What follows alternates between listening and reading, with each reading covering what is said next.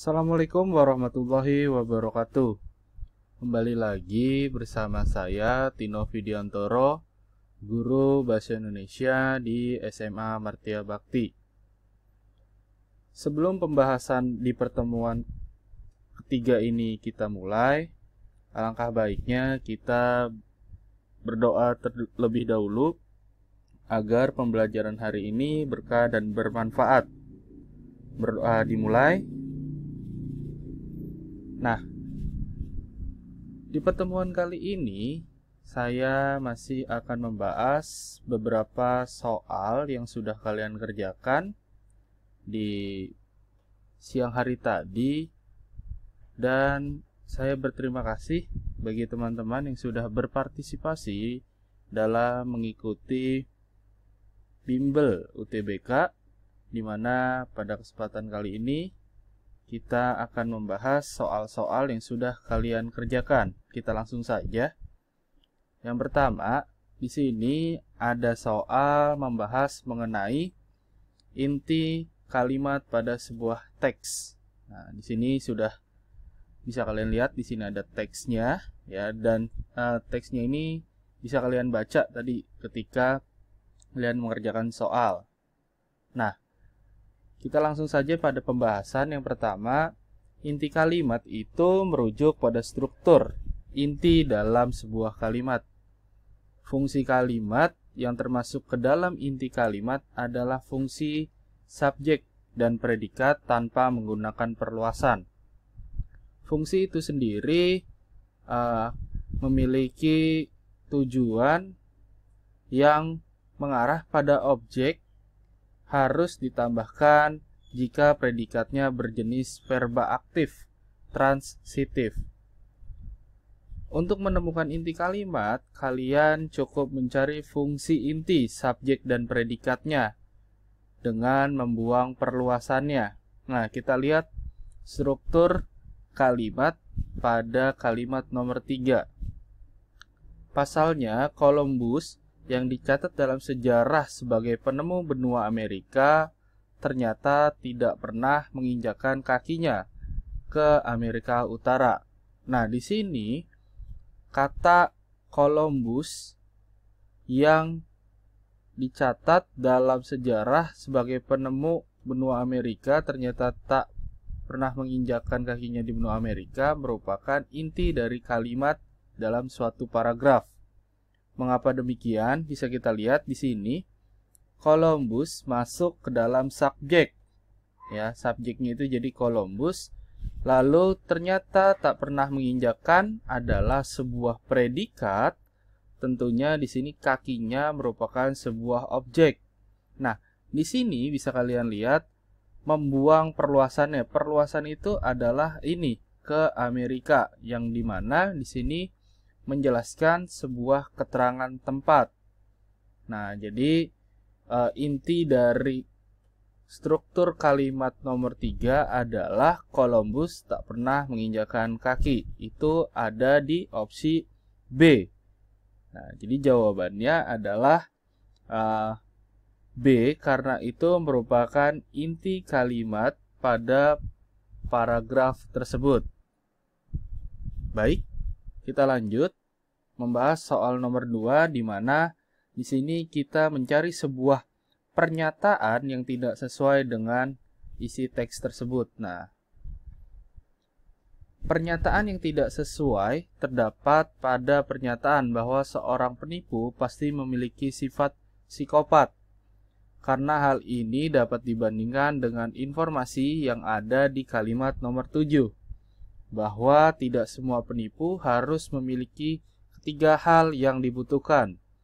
Sementara itu, psikopatik hanyalah satu dari ketiga hal tersebut. Nah, di sini kalian juga harus tahu apa itu pernyataan dan apa itu pertanyaan. Nah, bisa dilihat kalau pertanyaan pada akhir kalimatnya memiliki tanda tanya.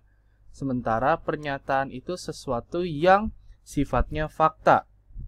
Jadi, bisa dikatakan di sini seorang penipu pasti memiliki sifat psikopat. Nah, di sini ada clue-nya kata pasti. Pasti itu bersifat atau merujuk pada sebuah fakta.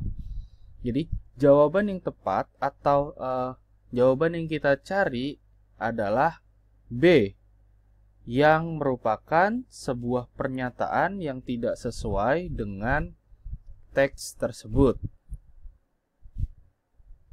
Kita lanjut ke soal nomor 3, di mana di sini kita mencari pesan yang tersirat di balik teks yang ingin disampaikan penulis. Nah, jenis pesan itu ada dua. Yang pertama ada yang tersurat dan yang kedua ada yang tersirat.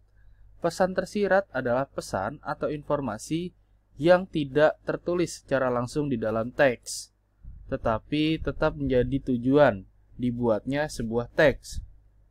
Pesan tersirat dapat kita pahami dengan menyimpulkan apa yang diinginkan penulis.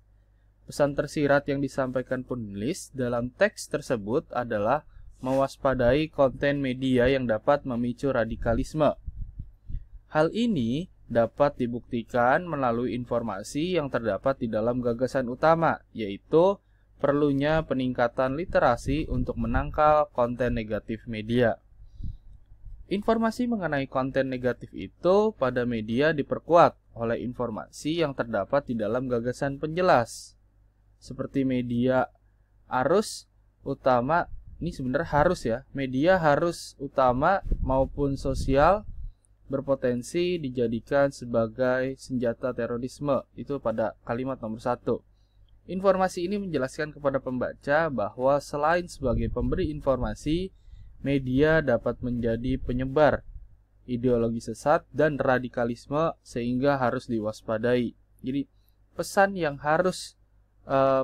tersirat pada teks tersebut ada di poin nomor C. Mewaspadai konten media yang dapat memicu radikalisme. Sekali lagi, kalau pesan tersirat itu clue-nya adalah pesan yang tidak disampaikan secara langsung oleh penulis. Sementara kalau pesan yang ditulis secara langsung oleh penulis adalah pesan yang tersurat, bukan tersirat. Baik, kita lanjut ke nomor 4. Kalimat yang menggunakan kata nonformal pada paragraf di atas adalah: kata nonformal adalah bentukan kata yang tidak baku, baik dari segi morfologi maupun ejaan. Kata nonformal yang dimaksud dalam soal terdapat pada kalimat nomor 3, yaitu pengkultusan.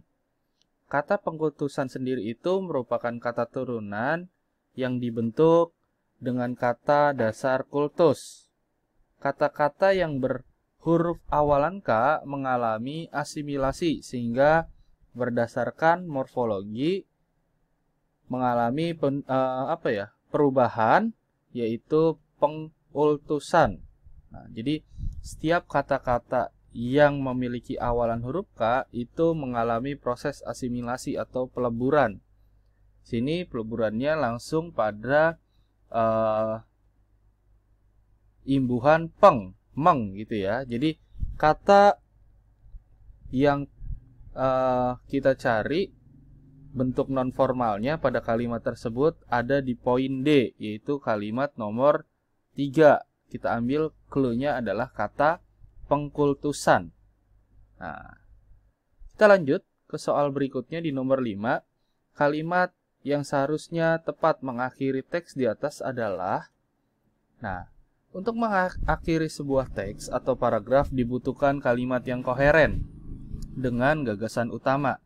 Kalimat ini bisa menjadi konklusi atau simpulan akhir, atau bisa menambah perincian atau penjabaran suatu hal yang menjadi topik. Nah, kita cari dulu gagasan utamanya agar memudahkan kita dalam mencari kalimat yang koheren untuk mengakhiri sebuah paragraf.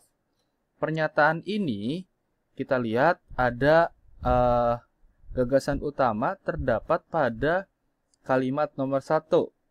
Pernyataan ini dibuktikan oleh gagasan penjelas hingga kalimat nomor 8. Pernyataan yang dilengkapi oleh data ini akan menjadi lengkap jika kita menambahkan alasan mengapa hal ini bisa terjadi. Informasi semacam ini terdapat pada kalimat yang menyatakan bahwa penyebab kenaikan obesitas ini adalah kemudahan akses makanan oleh berbagai kelas masyarakat. Jadi, kalimat yang tepat untuk mengakhiri teks tersebut adalah C. Salah satu penyebab kenaikan obesitas ini adalah kemudahan akses makanan yang bisa diakses oleh berbagai kelas masyarakat. Nah, jadi soal-soal seperti ini umumnya bisa kita perbanyak untuk melatih tingkatan kita dalam menganalisis sebuah teks.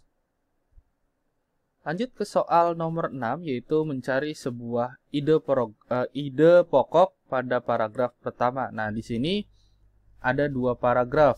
Ini nomor 1 sampai dengan nomor 4 adalah paragraf 1, sementara nomor 5 sampai dengan nomor 9 adalah paragraf kedua. Jadi kita fokus pada paragraf pertama. Nah, ide pokok adalah informasi utama yang dibahas di dalam paragraf. Ide pokok menjadi tujuan utama penulis dalam membentuk paragraf. Ide pokok sendiri pertama kita lihat di paragraf pertama adalah mengenai penghentian izin operasi travel OK karena dugaan penipuan.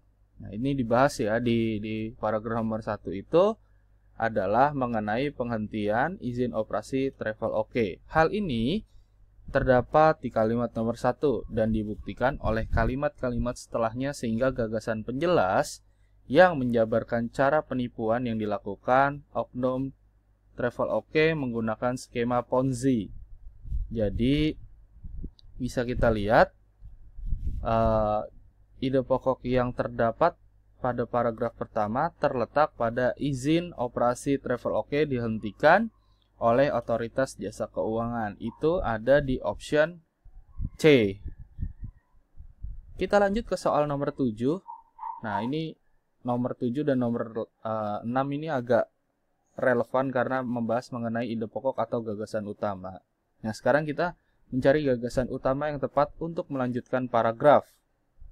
Nah, gagasan utama yang tepat untuk melanjutkan paragraf tersebut adalah B, yakni harapan Kenya atas usaha yang dilakukan untuk mencegah punahnya jerapah.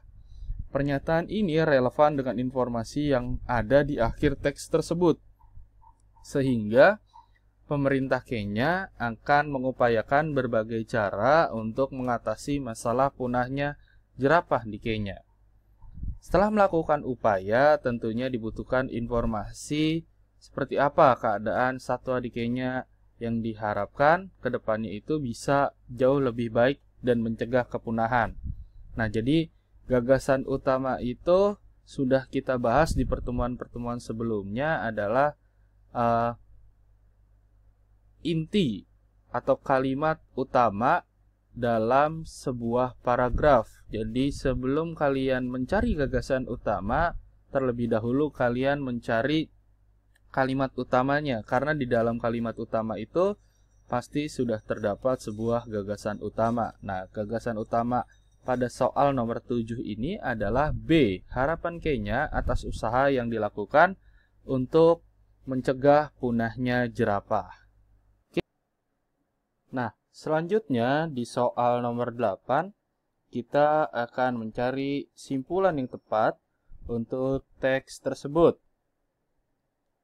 Nah, kalimat kesimpulan adalah kalimat yang berisi opini atau pendapat atas akhir data-data yang ada di dalam teks. Rumusan kalimat simpulan bukan berupa salah satu kalimat di dalam teks. Kesimpulan adalah suatu proporsi yang dapat diambil dari beberapa premis dengan aturan-aturan inferensi.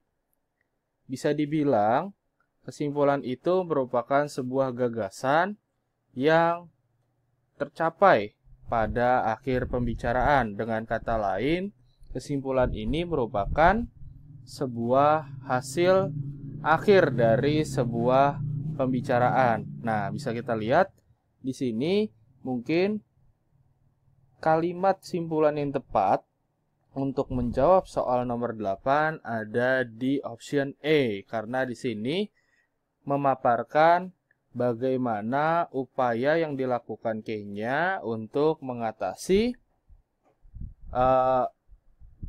menjelang punahnya jerapah Jadi ada upaya yang dilakukan pemerintah Kenya untuk mengatasi terancamnya punahnya jerapah.